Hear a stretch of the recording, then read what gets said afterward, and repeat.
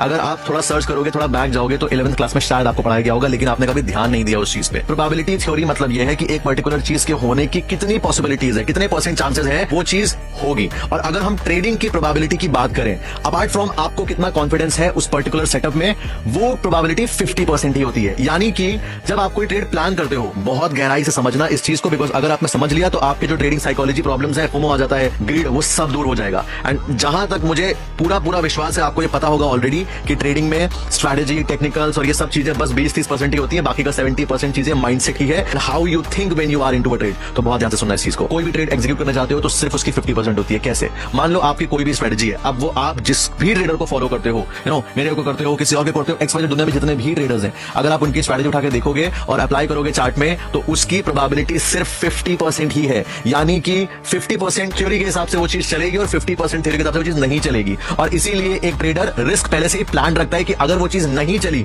तो मेरा इतना % का रिस्क है एंड मैं उस पर्टिकुलर ट्रेड से आउट हो जाऊंगा। नाउ अब प्रोबेबिलिटी थ्योरी ये कहती है कि मे बी उस पर्टिकुलर ट्रेड की जो प्रोबेबिलिटी थी वो 50% थी, यानी 50% वो चलेगी, 50% वो नहीं चलेगी। दुनिया का कोई भी सेटअप हो, आप अपने इनर सर्कल ट्रेडर सर को ले आओ या किसी और ट्रेडर सर को ले आओ, मुझे ले आओ, कोई भी ले आओ, सबका सेटअप की probability is just 50%। It is a harsh reality. सुनने में थोड़ा आपको मे बी लग रहा होगा कि नहीं मेरे वो ट्रेडर है वो तो 80% एक्यूरेसी ले आते हैं, 90% एक्यूरेसी ले आते हैं। बुलशिट। 1000 ट्रेड करोगे, 2000 ट्रेड करोगे, एवरेज निकल के आ जाएगा।